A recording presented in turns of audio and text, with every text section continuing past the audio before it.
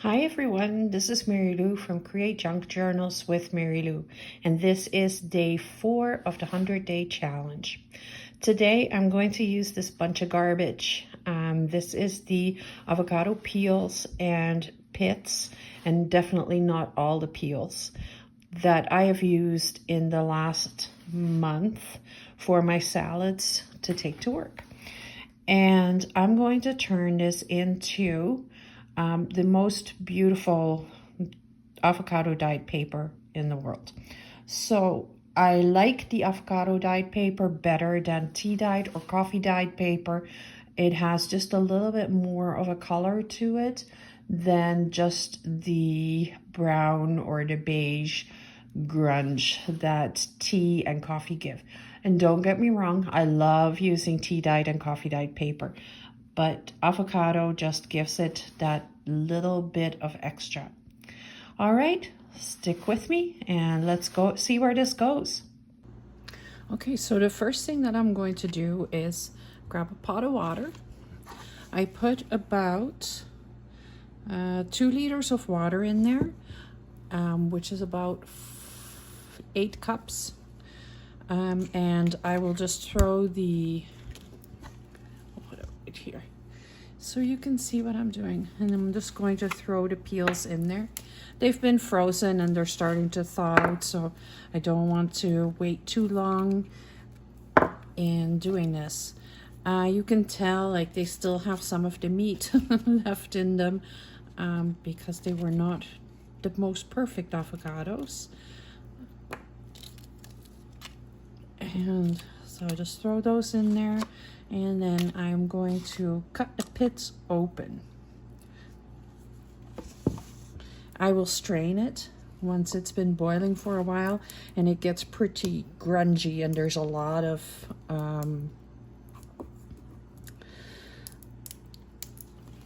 meat residue in the water once you start boiling for a while. So I cut my pits open. Maybe they're still pretty frozen.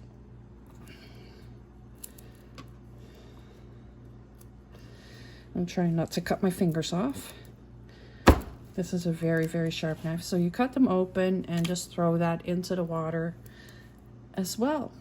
So I'll do all of that with the rest of them. I have about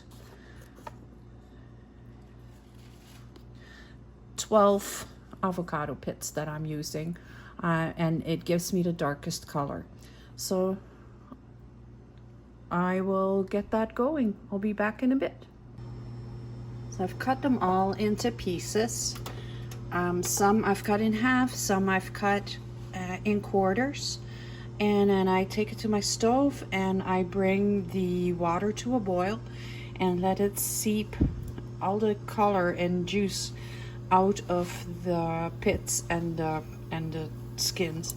Like the purplish color from the skins is really what is going to take it, as well as the inside of the pits, which is a beautiful color. Let's see what comes out of it. I'll talk to you in a few hours. And I'm back.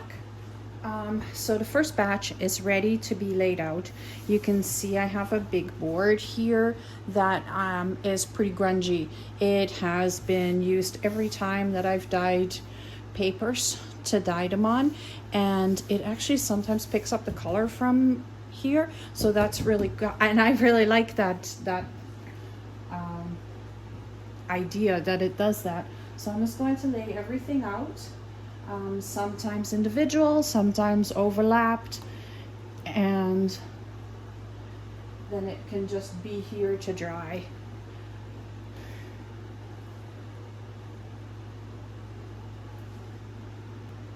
So you can see I am not very neat and tidy about this. I was with the music paper, but not with the rest of it. And there's a little bit left in my pan. So what I'm going to do is I'm just going to pour it right over top and make an even bigger mess, and it'll dry with bits and pieces and blobs. So the other thing I want to do with this is create a bit of a design in there. So I have my stencil that I used yesterday for the stenciling part.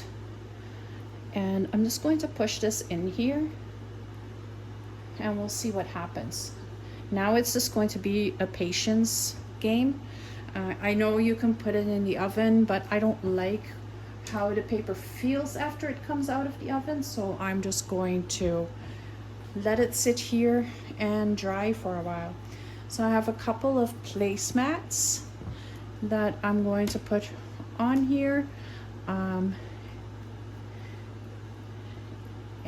I'm going to grab a water bottle to spray it down. So instead of just using water, I decided I want to try and use some oxide sprays too.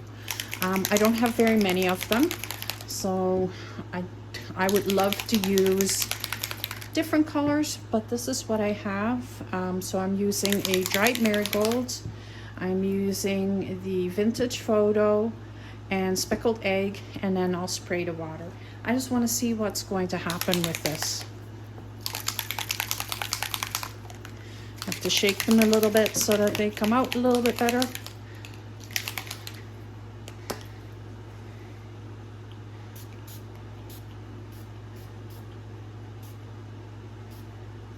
Okay, I don't want a ton of it.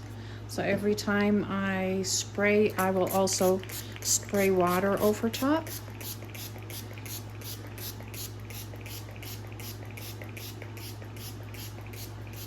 To dilute it a little bit because I don't want to lose the avocado dye. Okay, I'll use a little bit of the speckled egg.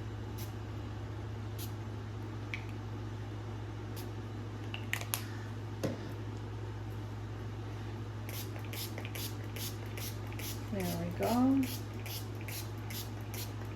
And you can see why everything turns colors when I'm working with it.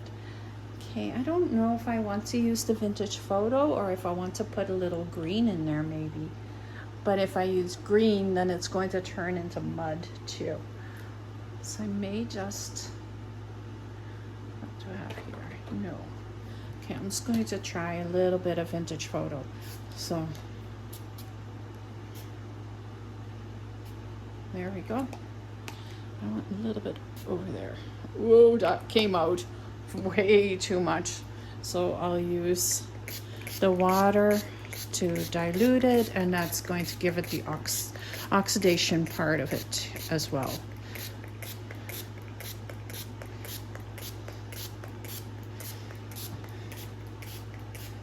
All right, now we wait.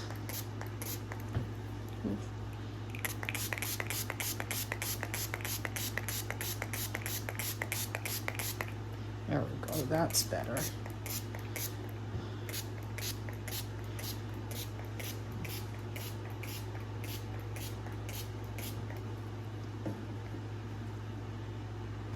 So I still have to put my regular paper on here as well. And I'm just going to put it over top of the stencils, or not the, yeah, they're stencils. And see what happens. They'll pick up the color that we sprayed on top, and that's perfectly all right with me. I am not putting it in individual pieces. I'm putting it in little few pages at a time. I hope you can still hear me because I'm on the other side of the space here. So I'm grabbing, like, I don't even know how many I have here, and I'm just putting it down. It'll dry.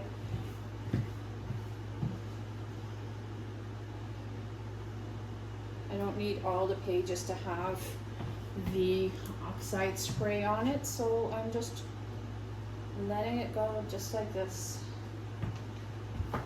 And I'm letting it drip all over each other as well.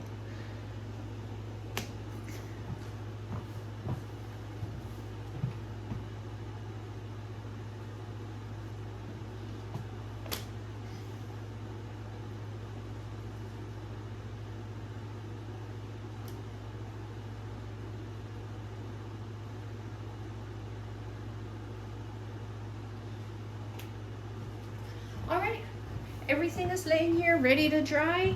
I'll finish the little bit of solution left that is in here, pour it over top, let it go, and just let it sit here and dry.